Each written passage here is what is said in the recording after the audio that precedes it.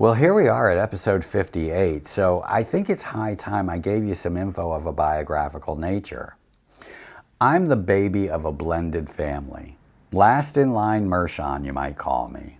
I've never married and I've never fathered a child. And as a military brat who moved constantly in my first 11 years, from the time my memory starts, many of my friends were my parents' friends. And so personally, I have no experience with being around infants and toddlers. But this series of vault adventures that we go on a couple times each week isn't only about my cultural experience, it's about the popular culture of all from the 30s through the 70s. And so welcome to the Mid-Century Vault.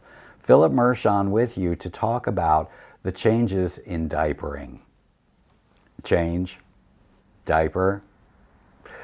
For generations, if you had a baby, your life involved a massive steaming pot on the stove. Diapering meant boiling cotton diapers, hand-wringing them out, and then praying for a sunny day to line dry them because clothes dryers were still a luxury. It was grueling, back-breaking work. And then came the post-war baby boom, and suddenly Americans had millions of new babies. And it also had a culture that was obsessed with modern convenience. So enter the diaper service. By the 50s, throughout cities and suburbs, diaper delivery trucks were as common a sight as the milkman. The premise here was pure mid-century service culture. For a weekly fee, a smartly uniformed driver dropped off a sealed bundle of sterilized, fluffy cotton diapers, and at the same time, he whisked away the soiled ones that you had collected in a deodorized pail. It was hygienic, it was efficient, and honestly, it was a bit of a status symbol. Using this service said, we are a modern family with means, and it freed up hours of the mother's work week. These diaper service companies were massive operations processing millions of pounds of cotton diapers with clockwork industrial efficiency. It seemed like the perfect system until American industry found a way it could optimize parenthood even further. See, the diaper service saved you the washing, but you still had to, how do I put this delicately on YouTube? You still had to pre-rinse the solids in the toilet before putting the diaper in the pickup pail. It wasn't an entirely mess-free business.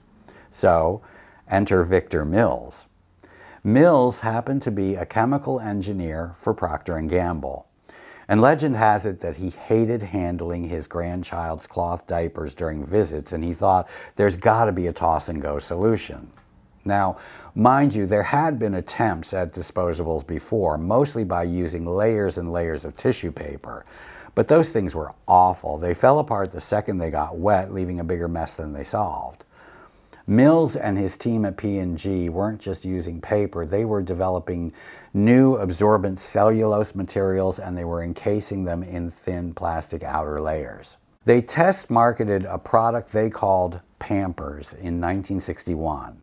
Now the shift wasn't overnight since the early versions were incredibly bulky, they didn't fit really well, and they were expensive. In the mid-60s, most families only used them for travel and special occasions. You know, luxury diapers. But the writing was on the wall. The manufacturing tech got better, the price dropped, and the absorbency improved measurably. By the early 70s, the convenience was just too addictive to ignore. The diaper pail on the back porch was replaced by the garbage bag at the curb. The diaper service, once an icon of streamlined mid-century living, couldn't compete with the ultimate convenience of the throwaway culture. And honestly, the package with that cute little infant on it and the name that indicates that the product pampers that baby, to me, it's much more pampering to mommy and daddy, or mommy and mommy, or daddy and daddy. The downside is that we traded the labor of laundry for the convenience of the landfill. So that's the next innovation to sort out. Thanks for watching the Mid-Century Vault. Were you a cloth diaper baby or were you part of the disposable generations? Drop me a comment. And until next time, my friends, I hope to see you in the future, in the past.